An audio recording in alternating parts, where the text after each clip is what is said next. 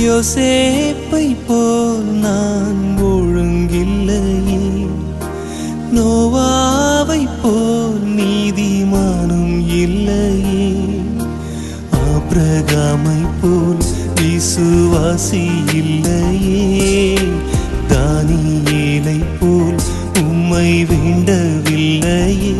நான் நானாக வந்திருக்கிறேன்,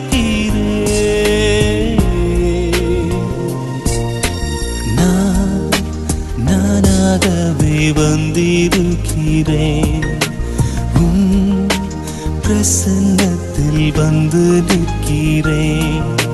நீ இன்று என்னை ஏற்றுக்கொள்வீரா, ராஜ்யத்தில் சேர்த்து